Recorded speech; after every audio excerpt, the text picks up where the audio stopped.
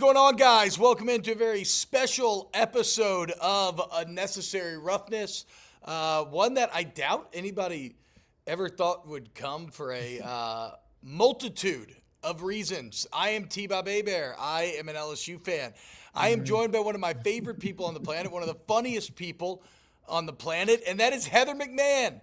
Hi, you honey. probably know her from her Absolutely Not podcast.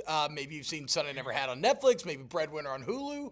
Maybe you've gone to some of her tours. She has Bamboozled comedy tour coming up next year, 2026. Dates being added right now.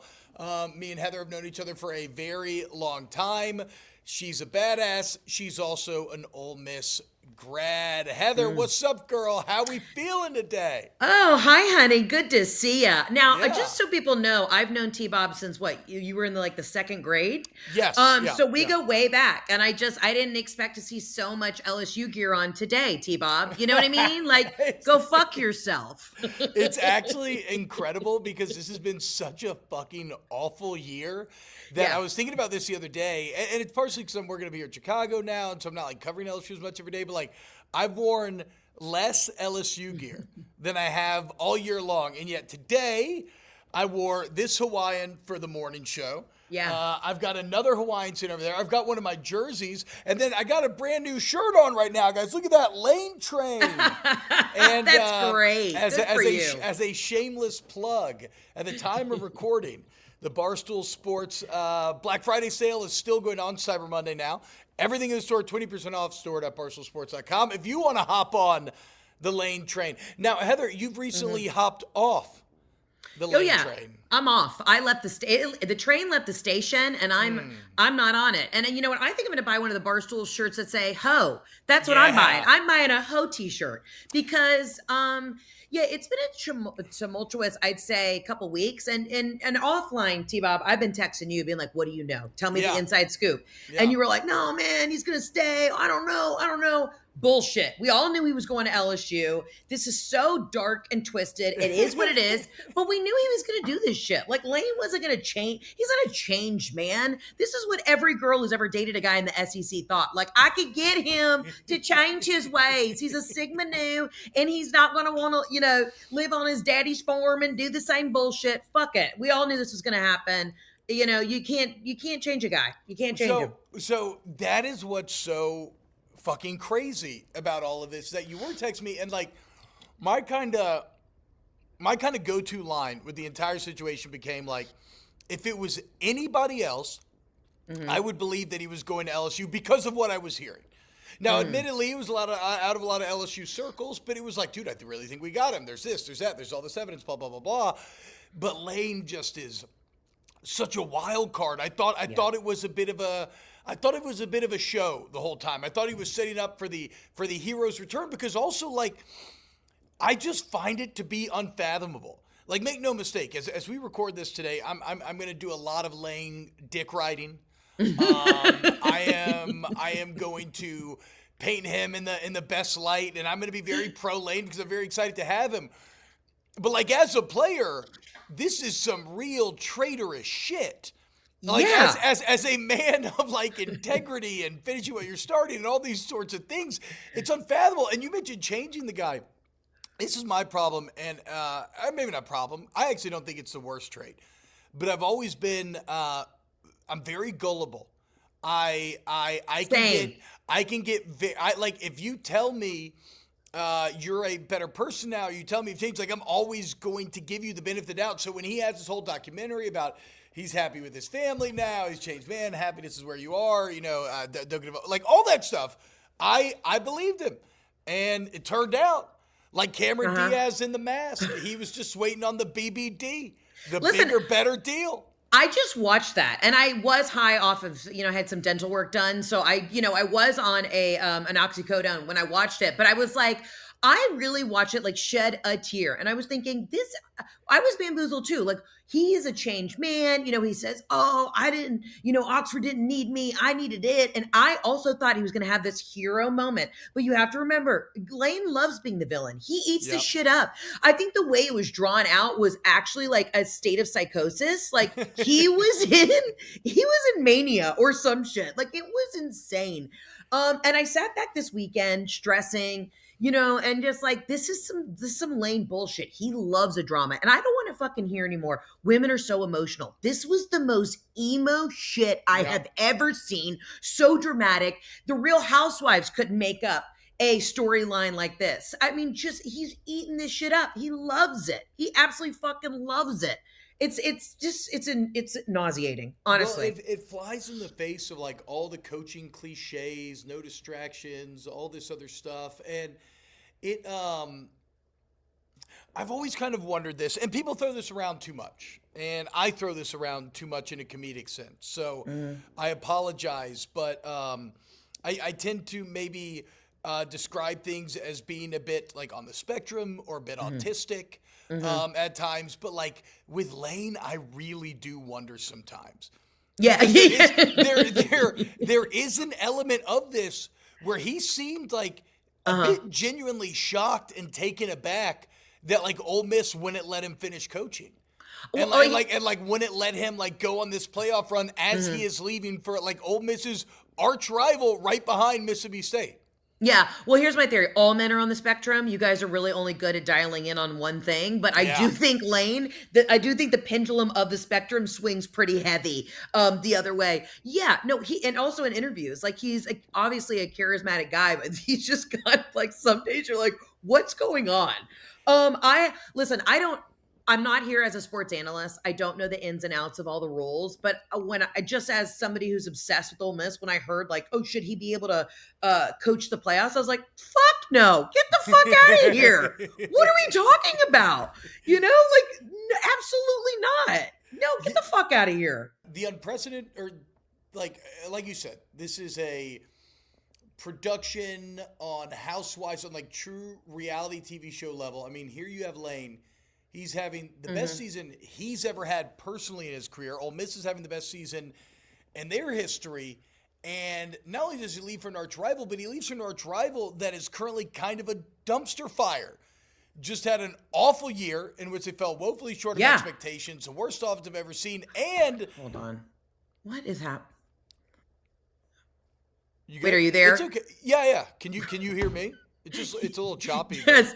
You're just frozen. Yeah. Hold on. The audio's good. Stay here. Give me one second. I'm going to log no worries. Oh, the audio's good? Okay. All right. We're good. No. Yeah, the audio's good. We can do it. All right. Here we go. And so he leaves for an LSU that is currently a dumpster fire. Awful year. We're supposed to be national champions or a championship potentially. Fell woefully short. Worst offense you've ever seen. You have a very toxic breakup with Brian Kelly, the head coach. You're not having to pay this man $50+ million. The Louisiana governor is getting involved. He's firing the coach. He's firing the AD. He's hiring all of his own men. He recruits like him. It's, you know what it is, Heather? It's LSU is ratchet. And Lane Kiffin is ratchet. Yeah. We always do that. We always ratchet. Do that. I mean, we ratchet. It's a perfect match. It'll end in disaster. I know we're getting in bed with a hoe. The sex will be great, but eventually he'll leave us as well. But until that moment, I just want to come. Just I just want to finish a couple times, and I'll be a happy camper. Yeah. Yeah, listen, you'll be jizzing all over the place, and I'm happy for you for that. But it's some bullshit, and it's going to leave you empty and broken inside, T-Bob. I'm so sorry. I have no idea what's going on. So when we were just talking about how you were so excited to come all over Baton Rouge. Yes. I just want to finish. Brian Kelly was the most tepid, vanilla, terrible sex. Like he was a good guy, I suppose, but I was faking it the entire time. And I'm actually like, I'm being kind of honest there because I advocated for Brian Kelly. Like I tried to gaslight myself into believing that I liked Brian Kelly and that he was fun and it would be good. And it was just boring And if there's one thing Lane will never be, it's boring. But here's the thing, you just said the perfect word there, gaslight, because that's what's going to happen with Lane. He is Yep. gaslighting fucking everybody. He is Yep. the typical guy who will come in and be like, tell you what you want to hear, and then flip it around and be like, I'm the victim somehow. Bullshit. Shut the fuck up. I mean, listen, sometimes I'd rather lay there and starfish a little bit because, I know it's at least going to be consistent. I don't know. He's going to fuck you 3 times. You'll come, and then you will literally be left just sitting in the bayou by yourself, like, what the fuck happened? I think Yeah. sometimes consistency is better than just three hard comes. I don't No, know. no, I tried. Look, I just did the nice guy thing. Yeah. I need Coach O back in my life, which, by Dude. the way, Lane gonna bring Coach O back on the staff. Let's fucking go. Okay, I will say I really thought like Coach O. We had Coach O. When you were deciding between Ole Miss and LSU, Coach Yeah. O was our coach, and I was Yes. like, man, Coach O is going to get T-Bob to come to Ole Miss. It's going to happen. Coach O is insane. Still is insane. I will always be obsessed with Coach O. Okay. He's the fucking man. He's the people's Yeah. champ. Like, he's the most regular guy to ever win a natty. And yeah, did he get lost in the sauce a little bit? He did, but he did it respectfully, right? Yeah. Like a lot of these coaches run around on their wives, or they're maybe getting with staffers and whatnot. Coach O was freshly divorced. Yeah. He had a new, huge, multi-million-dollar contract. He had a national championship under his belt. And yeah, he's been the ugly lineman his whole life. He wanted to see what was out there again with other single women and whatnot. So it's Yeah. I mean, I dated a guy in college that looked like Coach O. Like, I'm horny for Coach O. I'll tell you that right now. God, Lane that is not leathery my skin. Oh my God, the leathery skin. That voice. Curious. Speaking of voices, what did your dad think of all of this, T-Bob? I haven't gotten to talk to him about Lane yet. I think like most people though, it is people want to win football games. That's all anybody gives a fuck about. Yeah, true. Dan Carlin hosts the Hardcore History podcast, and he has an excellent series in World War II called Supernova in the East, where he talks about the Japanese. And I don't know if this is his quote or somebody else, but he says the Japanese are like all of us, only more so. And to me, that's kind of like what LSU football means to the state. Like everybody in the SEC is obsessed with football. Everybody's crazy about it. It means a lot to everybody. But it's the literal lifeblood of Louisiana. And again, look no further than Governor Jeff Landry, who I am not a Jeff Landry fan. Like politically, I do not like his politics, et cetera, et cetera. I've been very on the record about it. I've yelled plenty about that in the past. But Jeff Landry is a governor right now who has amassed more power than any since the Kingfish. He basically is kind of like a dictator of the state. And his base wasn't going anywhere. So all of a sudden when he gets involved, he fires Brian Kelly, fires Scott Woodward, and LSU becomes this kind of laughing stock. I was shocked. I was like, dude, this is crazy, because fucking up LSU football is the only way in which these people could turn on him and start to hate him.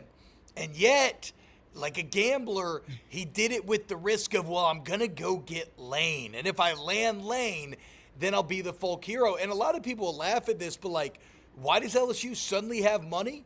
Because the governor turned the full, allegedly, I should say, turned the full power of his political machine into raising money and recruiting Lane and telling Lane, look, we're going to pay you $13 million a year. That's now confirmed with escalators that'll put up to $15 million. We're promising you $25+ million for each and every roster. It's something that could only happen in this state, right? Where the governor is the one leading the charge for who the next head football coach will be. And even to the ridiculousness, he sits there and decries giving out $100 million contract only to turn around and hand out $100 million contract. It's all insane. It's all dirty. It's all so dirty. But people don't acknowledge. Everybody just thinks, oh, the mafia is up in New Jersey. Have you ever heard of like the Mississippi mafia, the Louisiana mafia? There's nothing dirtier than a Southern politician. Let's get something so fucking for real right now. They know exactly what they're doing, and there is so much hidden money in the South. Now, T-Bob, because I don't fully understand. Like, I get NIL, I get it. But can you explain to me a little bit? And I hate to sound ignorant, but just the fair awareness of like the fact that LSU, okay, they get $25 million. Obviously it comes from the boosters, but you're also saying like it's probably a little like dirty Bayou money. So what is it that everyone's pissed because LSU has $25 million? What is another school that's equivalent to having that kind of NIL money? So, I mean, that's if you're doing 25 mil plus, and now you have revenue sharing where Right. everybody from the school itself, I want to say, is going to be at a base of like 15 to maybe $18 million. Wow. And then in theory, collectives were supposed to go away, but money's like water. Money's going to find a way, right? If I'm a business owner and I say I want to pay this kid to advertise for me, like how do you stop that? You can't in today's day and age. So basically, LSU is committing an amount of money that puts them right there with Ohio State, with Texas, with everything else. But I mean, to be fair, I think Ole Miss was pretty much offering the same money, both from a salary and NIL standpoint. That's what I couldn't figure out because everyone's like, no, we're matching it. So then why, really, truly, why the fuck would you leave if we could match it? I think it is clear now that Lane does just have a bit of wanderlust. Yeah. I think that's an element for sure. I mean, he talks about his dad, Monty Kiffin, who is a longtime football coach, rest in peace, for decades. And he coached in about 80 million different places. It's kind of the coach's lifestyle. And Lane talked about how he always thought his dad impacted all these different groups, and he likes to have a lot of, and this could be a bit of spin zone to cover it up. I think that he's always wanted the LSU job in one way or another. At least those were always the whispers, admittedly probably biased whispers that I was hearing. And when you're talking about LSU, even though I think this is lessened in the age of NIL, it still has some natural advantages that other places do not. And look, they're the flagship school. So the entire state is behind him. There's no Mississippi State. There's no rival school that you're competing with. On a per capita basis, it's right there with Georgia and Texas in terms of just producing athletes. So you're going to have incredible recruits right there in your backyard. And honestly, you mentioned dirty politicians. Like, I think there's something to be said for having this uber powerful governor basically sucking your dick and buttering you up. Because again, I don't like Jeff Landry politically, but if there's one thing that he is, it's charismatic and it's funny. And it's saying, look, you come here, I'll make you a fucking king. Like you can have whatever you want if you come here. And I think that's probably what they pitched to him. And like, you talk about dirty money. Again, I'm going to say this is alleged and this is hypothetical. But I've heard that there are rumors where, because Louisiana is a poor state demographically. Yeah. And I said here. So is Mississippi. So is Mississippi, right? I mean, our priorities are hilarious. But what Louisiana does have is a lot of very rich companies. Yeah. And that does not trickle down to the average man on a person-by-person basis, but there's a shit ton of money flowing through these oil companies, gas companies, chemical companies. You got Raising Cane's, okay? And we got Todd. You got Todd. and granted, look, they've been tapping Todd for all he's worth.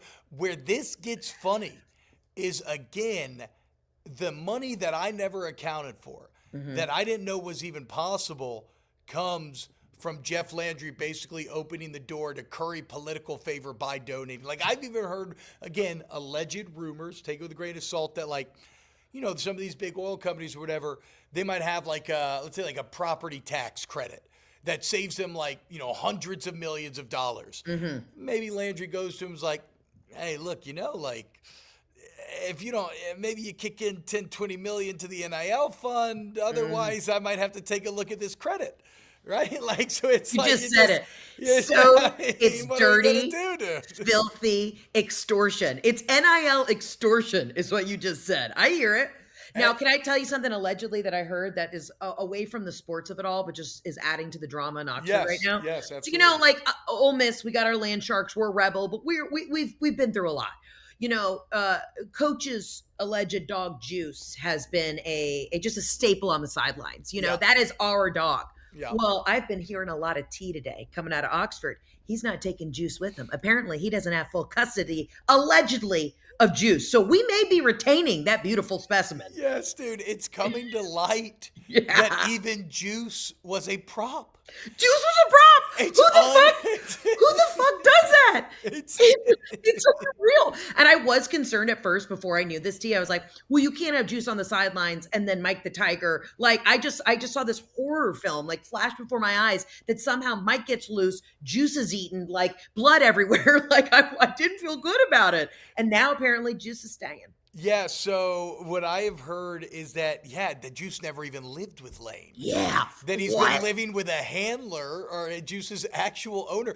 And like, you want to talk about, right when you think you can't go low, it gets lower, it gets even greasier. To put on this show about, the character changed, the life changed, my values have changed, and then we find out that the golden retriever that you've been using to rehabilitate that image was a means to an end the but entire time. Everybody's heard about this. Like the guy that borrows the dog to go to the dog park to pick up chicks. We've all heard this story. I mean, I just can't believe I bought it. I was just in like a box on the sidelines for the game against Florida 2 weekends ago, and I'm like, Juice, like giving kisses to the dog. They're like, ma'am, get back. I'm snuggling him in my bosom, and everyone's buying this shit. Do you know how much Juice merch I have fucking bought? Everything that I own has this fucking dog on it. And I'm like, it's not even the coach's dog. It's again, I cannot.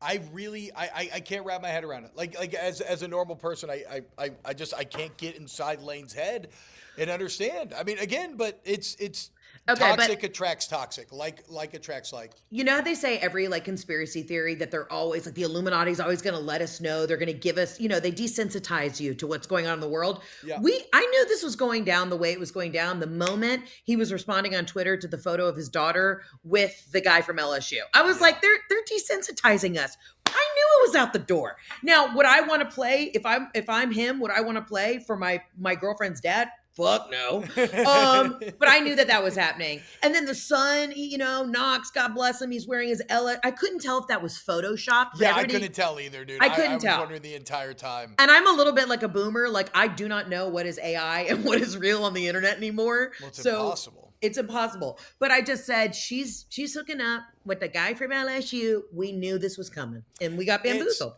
Well, and it's funny because remember, they launched that relationship the week of LSU Ole Miss. Yeah. And then y'all beat the fuck out of us. And then the story became, oh, okay, well, she Samsoned Weeks. She cut his hair, took his power. looks like Witt might have been playing a deeper and longer game here. Yeah. For sure. He knew how to get to Lane's heart, how to get him down to Baton Rouge. It's I mean, without like. And this is crazy because Lane Kiffin, I don't know if you ever read up on him, Heather, but in terms of his other exits, but he's already had the drama. Yes, like he's already had the wildest firings of all time. When he left Tennessee after 1 year to go to USC, they were burning mattresses, vandalized. There were riots in the street. The amount of Tennessee fans that have personally reached out to me that have like found my phone number somehow and have texted me. They're just like, hey, you don't know me. My name's Deb, and I'm 75 years old, and I'm sitting on my porch in Knoxville right now smoking a menthol, and I just need you to know, from one badass to another, Heather, you're going to be okay. Go balls. And I'm like, how did you get my number? And then I'm like, can we FaceTime? It's just a lot of Tennessee fans are like, sorry this had to happen, but we saw it coming. So there's like a Lane Kiffin support group. Oh, for sure. For jilted lovers. Yeah, absolutely. I mean, it's like being in, AA. We're all just trying to do the 12 steps to get through it. It's just some bullshit. I mean, there was a great sign in Oxford yesterday from a liquor store. It was just like, never has a sober man forced everybody to want to drink so badly before. Like everybody in Oxford was just absolutely losing their fucking mind. But you know what pisses me off? And I get it. I get it from a sports standpoint, but the fact that everyone just like Ole Miss, like the way people are dogging on Ole Miss, and then it's just like it's a lower tier, and we're like, we're shit, we're never gonna win an Natty. Like that to me, I'm like, everybody can fuck off and suck my dick. Yeah, I mean, to be fair to you, like I agree in the old setting, in the old college football, LSU had enough advantages where it was an inherently better job, and I think you could say that objectively.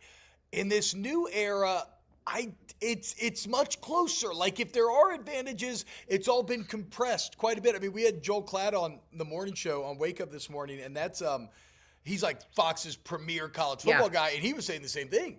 He was basically like, I mean, look, you can win a national championship at Ole Miss. It's about alignment. They were aligned. They were giving everything wanted. Why would he leave? And there's a great old Family Guy joke that got like seared into my brain when I was like 13 probably, or maybe a little older. I don't remember when. But Peter sits through a timeshare meeting. And at the end of the meeting, they're like, okay, look, you can have a boat or you can choose the mystery box. And Lois is like, okay, we'll take the boat. And Peter's like, hold on now, Lois. Okay, hold on. Because look, a boat's a boat, but the mystery box could be anything. It could even be a boat. And that's kind of what Lane did here. Like you say, like, oh, no, I mean, but they could go to the playoff. LSU could, but he already has the boat. But I thought about it more. And not all boats are created equally. Yeah. Yeah. Because this thing could be a yacht, Heather. This could be a fucking yacht right here. This tiger on my chest. Shut up. Just stop. Okay? Just stop. Enough. We get it. All right. You guys have good luck next year, but I swear to God, T-Bob, I'm going to be in Oxford for that. Yeah, wait, why the fuck are we going back to Oxford again? I thought we just had to do this. Because Oxford's a far superior place, and you know this, all right? Dave Portnoy said this morning. He was it is. Baton Rouge saying Oxford's Baton Rouge better. is I'm going to say it. It's a shithole, okay? What am I going to do? I'm going to go pay $200 to get into the fucking library and leave at midnight? No, if you're with me, I got a VIP card, a lifetime card, okay? I'd be more afraid of like losing. I wouldn't be losing that card than I would my passport. Okay, like that is always something that I finally, and it bumps me out so badly. One of my favorite bars in the entire world is in New Orleans. It's called the Gold Mine. It's the best place to go dance till like 6 a.m. It's actually where they invented flaming Dr. Peppers. Oh, sign me up. I know, very random. And I had that VIP membership card for a decade. And I lost it in the move. I lost it. Oh my God, this is devastating. I know. It's not okay. I know. T-Bob, I just feel like, everybody wants to shit on Ole Miss, and I'm getting trolled by all these Tigers, and I'm just like, you know what? Give it a fucking week. At least support us through the Natty. Like, we're America's team now. Ole Miss, everybody should be rooting for Ole Miss. Okay, so I think there's a huge kernel of truth there. Like, LSU, without a doubt, are the toxic, ratchet, bad guys who have gotten into bed with a snake, a traitorous snake. Like, it's like all the movies you see where somebody, you have the traitor and they betray someone and they go to the new leader with information. And then a lot of movies teach us that, like, okay, the new leader takes the information, uses it as advantage, but then they kill the traitor. Because you can't welcome in a snake, right? We're the guys here like, nah, fuck that dude. That shit helped. Come on in. You're good. But Ole Miss now is a bit of America's sweetheart. We are America's sweetheart. And if you don't think that every single sorority girl at Ole Miss is on her way to New Orleans right now to pay a voodoo gypsy to put a hex on y'all must not know the power of white women, okay? Fuck y'all. We're going to do the voodoo that we do well, which is wish for your downfall. That's fine. But I mean, again, it's like, when you have know thyself, right? When you have no illusions of being classy, when you know that you are ratchet and you are broken and you are toxic, at least you're living honestly.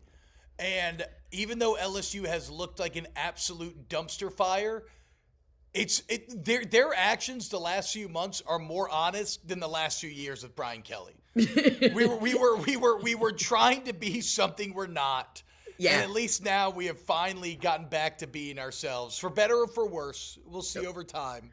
Listen, you're the hot boys now. Bend over, grab your ankles, just drop it like it's hot. You're the hot boys. Let me tell you what, speaking of ratchet, my first year at Ole Miss, I was in the Grove. It was LSU, Ole Miss, and there was like a little a fight in between two frat guys, and I was dating this frat guy at the time, and I turned around and I swear to God, I got hit in the face by an LSU guy, and this guy had on overalls, no shirt underneath, nips were raw, and I just remember there was like 10 sorority women that run over, and I was like, what the fuck just happened? I just happened to be wrong place, wrong time, and it was a all-on fucking brawl, and I will never forget, and I was just like, this is all you need to know.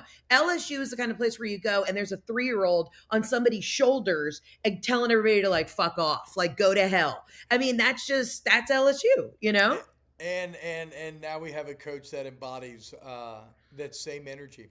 Yeah. and everybody's ecstatic about it. It's crazy. I think we're all going to embrace this. It is funny though how the world works, because back in 2019, LSU was kind of America's team.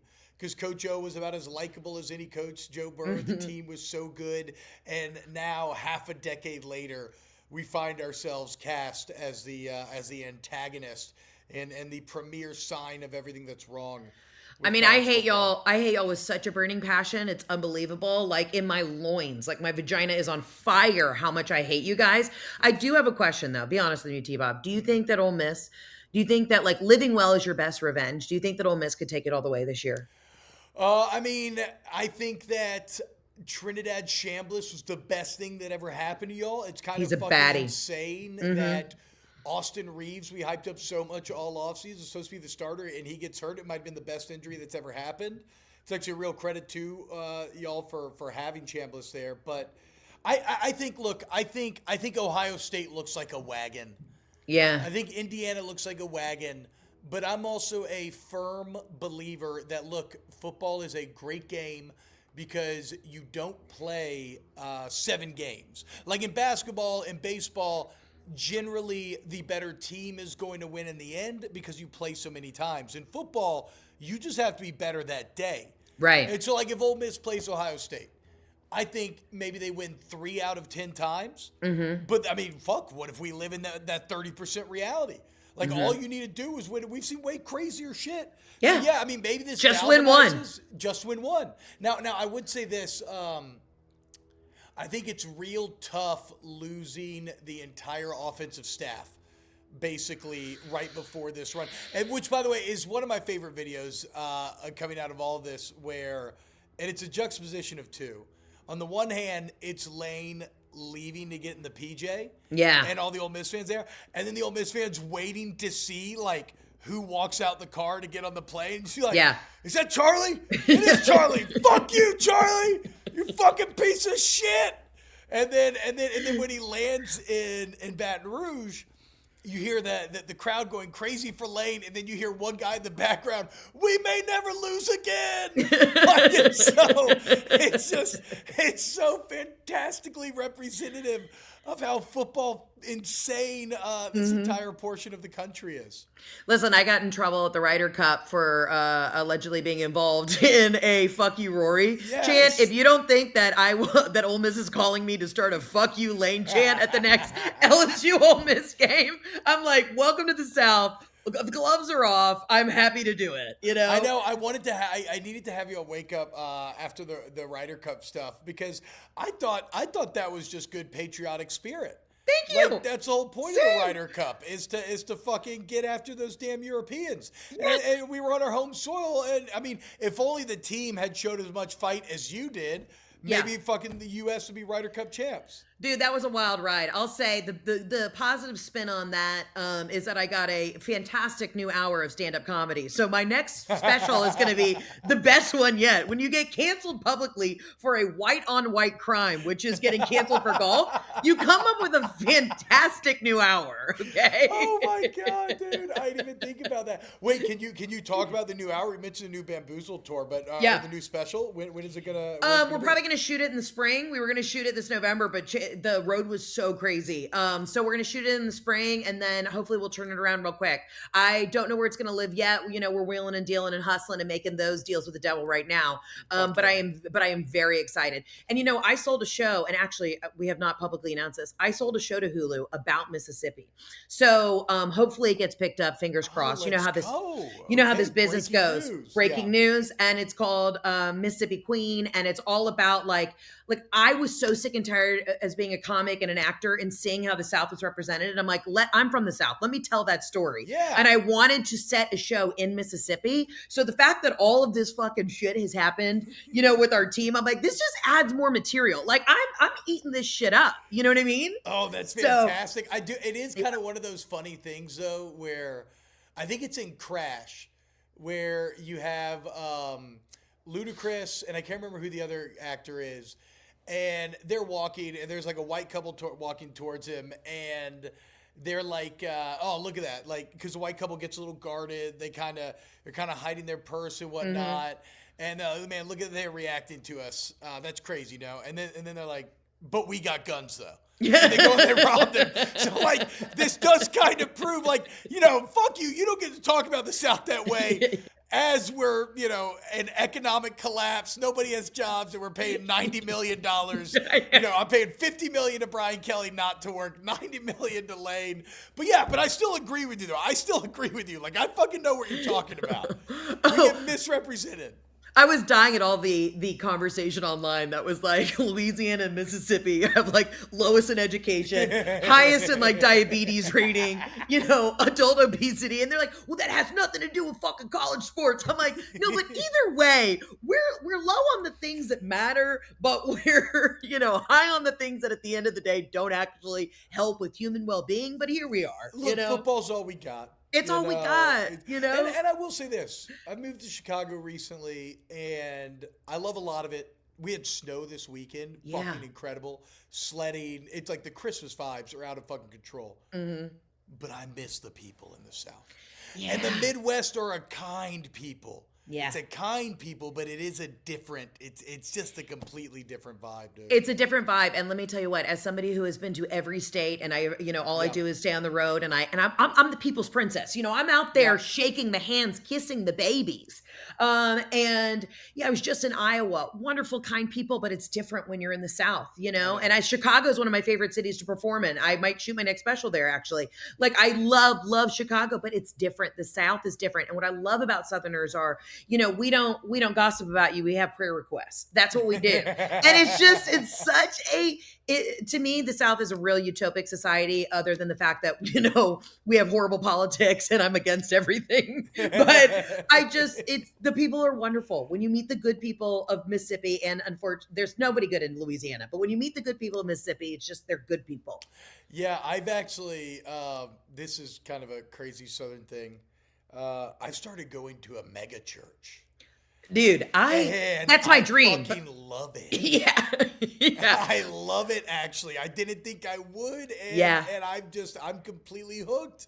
Dude, I'm loving it. I only want to go to black church. I'm stalking this one church on TikTok. Like, I want to dress up suited and booted. I want to wear the hat. I want to fall out for Jesus. You know what I mean? I want to be clapping in a denim skirt, and I want to be bouncing up and down and falling out. And then after church, having one of the best meals of my life.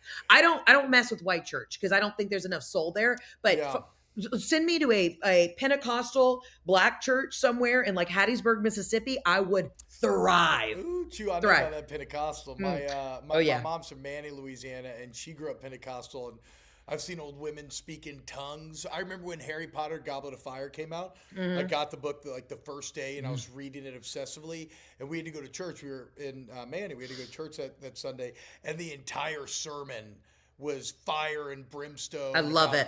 Devil worship and Harry Potter and how it's all going to send you to hell. And I was sitting on the book as a child. I'm sitting on Goblet of Fire and I'm fucking physically sweating. Like, he knows. He knows. He's going to call me out. He's going to kill me. I'm going to be struck down right here in the church. Listen, my mom is 78, and a fan of mine got me this specialized like tour labubu with like in this labubu outfit that has like my catchphrases. And the other day I'm like, where the fuck did my labubu go? And my mom's like, I threw it away. The demonic. I was like, Mom. That's a very thoughtful gift, Mom. I was like, fuck you. She's like, no, it's the devil. No, walk away, Heather. I got rid of your labubu. I'm like, I'm 38 years old and can't even have a labubu. So I get it. Wait, so before I let you go, how was your Thanksgiving? Was it all good? It was fine. We don't do turkey. We decided to do fried chicken, and my husband. I do love fried chicken. I love fried chicken. My husband cooked it, and it was raw. So we had all the sides. Yeah, Jeff was trying. But I can't complain because I got a man who likes to cook for me, because I don't, that's the one thing that's not Southern about me. I don't whip it up in the kitchen. You know what I mean? I go out there and I make that coin on the road. So I do have a Italian stallion who feeds me, which is a great thing to have. Yeah, how was your Thanksgiving? It was fantastic. I like to do a very traditional turkey, but really it's only to make a turkey gumbo afterwards. Oh, hell yeah. You take the bones, you make a stock out of that, then you put the turkey meat with the andouille sauce there. It was fantastic. I think I just finished like my 12th bowl yesterday. Good for you. My stomach is a wreck. I ate 24 deviled eggs on Thanksgiving. Oh my God. Yeah. Now, but I never know how to count deviled eggs. I guess I ate 12 whole eggs, but 24 halves, if that makes sense, right? Because you cut them in half and then you do your little filling. But also, yeah, it's brutal out here. You also ate probably, I would say, maybe 6.5 cups of mayonnaise with that. So that's why it's the diarrhea is going to hit you hard this afternoon. It's been terrible between that and the turkey gumbo. It's a lot. And T-Bob, I just want to say today's actually I would have said yesterday was the last day, so it's done. Like the gumbo's done. That turkey's, you stretch it as far as you can. Put down the leftovers. It's a wrap. Well, I got one more. I still got some turkey left. No, no, it's done, T-Bob. It's done. No, you said today's the last day. No, actually, yesterday was the last day. It's done. No. Because what I've been doing is whatever bread you want. I had some French bread, but just gravy, turkey, and this is the only way that I like cranberry sauce. I use it like a jelly on the sandwich. So gravy, turkey, cranberry, and just keep eating those. So that's one thing that I will never get behind. I don't like the Thanksgiving next day sandwich. It fucking grosses me out. And when people, if it's on toasted bread, but when people put it on like a mushy bed, I can't. Yeah. I'm not fucking with it. I'm not. Some good cheap white bread that sticks to the roof. Oh my God. I just got a chill down my spine. I can't do it. No, you're a disgusting LSU fan. So we know that you're an animal. T-Bob, I just want to say I'm so proud of you. And I'm just, when I saw you were going to Barstool, I was like shouting from the rooftop, like, let's fucking go. You're the best. You're just such a great guy. And for anybody listening who doesn't know, I'm just, you're one of my favorite people on this planet. I'm so happy for you, man. Well, obviously, Heather, that's all mutual.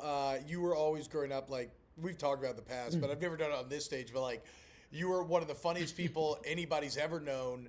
And you were grinding. And there were haters and doubters, and people said she should give it up, and now she's a fucking star, you losers. That was my mother. Fucking star. That bitch better give me my Labubu back. All right, guys. Okay, absolutely not podcast. Of course, I mean, if y'all are listening to this, you already know about that. I got specials. I've got the tours. Get your tickets at heatherontour.com. We're announcing the whole spring lineup in like probably next week. So, and then we'll be shooting the new special soon. So that's going to be fun. Yeah, and I've gone to a show, guys, that came when they went to Baton Rouge, and we were dying laughing the entire time. And Heather was kind enough to bring me to the green room afterwards, and that is the only time in my life I've ever had caviar. Oh, yeah. And it was amazing. We had caviar on Zapp's potato chips with a little creme fraiche. And you sat behind this guy that said he dated me in college, and he was losing his mind, and you guys, we have to talk about this offline. That guy was a fucking character. I know. The full tiger tracksuit. That's the problem is performing in the South. It's just a lot of men who come out of the woodwork, and they're like, I dated her. I took her to a formal. And I'm like, you did not. But okay. If you say you did, I'll give you VIP tickets just so you don't blackmail me, Oh, man. Heather, you're the best. Thank you so much. Hey, thank you for the coach. Hey, go fuck yourself. Thank you for the coach. Remember, it's island time. You still have island time, okay? Okay. Well, let's hope he stays too. All right. I'm nervous about everything. All right, Heather. Guys, that's Unnecessary Roughness. Like the pod, sub to the pod, and we'll see you next time.